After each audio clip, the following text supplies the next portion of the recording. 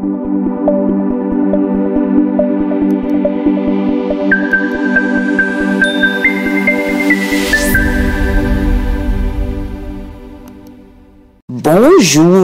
Au terrain meeting de Dakar, Ousmane Sonko a soldé ses comptes, mais a oublié Madiambal Diagne. C'est l'information principale livrée par Direct News, qui souligne que, comme à son habitude, Ousmane Sonko s'est encore attaqué son gant à la justice. Des personnalités politiques en ont pris pour leur grade. Il s'agit de Diomaye, Macky Sall, entre autres. Mais dans son discours, le président du PASTEF a esquivé quelqu'un qui constitue actuellement un trouble fait, en l'occurrence Madiambal Diagne, qui, de fugitif, est devenu, selon la presse française, opposant politique. Madiambal fait-il peur, s'interroge par conséquent ce journal, pendant que le journal Yorbi rapporte que Sonko exige le retour de Macky Sall et dénonce l'APR comme une organisation criminelle. C'était lors du terrain meeting historique selon ce journal qui parle de l'heure de la vérité. Et l'Observateur rapporte les tirs à missiles d'une offensive savamment orchestrée. Derrière la ferveur, ce journal signale une froide mécanique politique déployée dans une rhétorique de précision et livre l'analyse du discours et de la méthode par les spécialistes en communication politique, Dr Demba Gueye et Hassan Somb. Et le quotidien raconte un one-man show thérapeutique. Revenant sur le meeting du stade Léopold Sédar Senghor,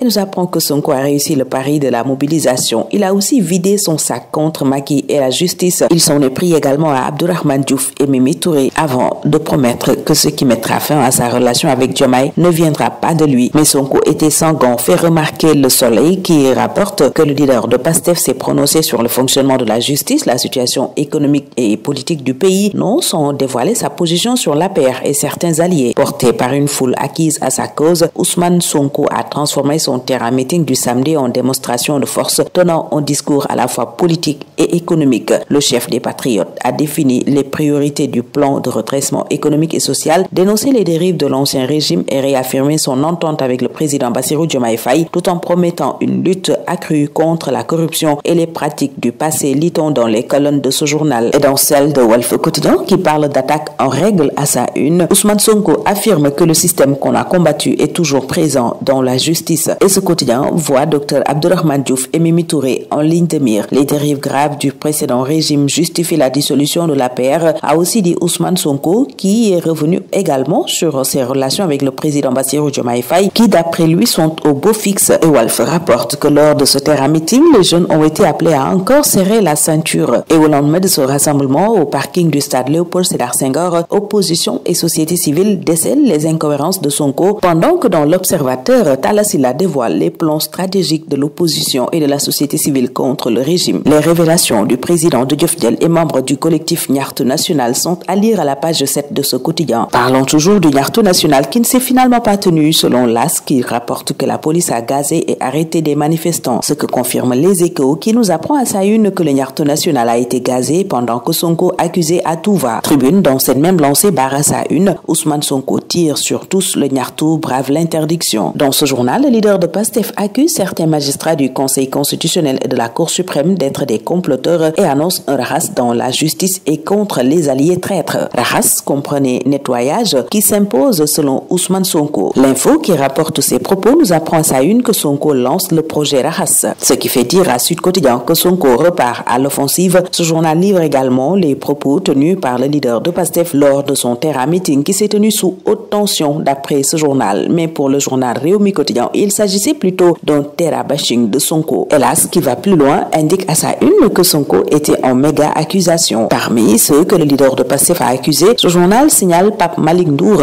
épinglé par le PM et chef de file du PASTEF sur le rapport de l'IGF. Mais ce dernier farasse tout, car Pape Malick, dans les colonnes de l'AS, se demande comment un rapport dont la presse faisait déjà écho un an avant sa prise de fonction aurait-il pu l'épingler. L'inspecteur des finances, censé être l'auteur de ce rapport, Sambala Obedjan, est décédé le 1er octobre 2018, soit 8 mois avant sa nomination, fait-il aussi remarquer. Mais dès lundi, je vais saisir le ministre des Finances, Cheikh Diba, afin d'obtenir la partie du rapport où mon nom serait cité, promet le coordonnateur des cadres de l'APR, qui assure n'avoir rien à cacher, rien à craindre et rien à renier. Au même moment, Point Actu livre la réplique de Mame Mbaye Niang qui brise le silence sur l'affaire Prodac Prodac, le procès pour diffamation et sa sortie du Sénégal. Un ministre ne peut pas être épinglé par un rapport de l'inspection générale des finances, dit-il d'emblée, avant d'indiquer qu'on ne gagnerait rien à suivre Ousmane Sonko dans ses déboires, mais on gagne beaucoup aussi à éclaircir le faux, selon Mame Mbaye Niang, qui révèle que l'objectif d'Ousmane Sonko, c'est d'obtenir un rejet du rabat d'arrêt par la Cour suprême sur la base de la loi d'amnistie. Si vous faites la constatation de la situation du pays, vous verrez s'il travaille ou pas, déclare Mame Mbaye Niang, qui soutient être parti chercher du travail à l'étranger, car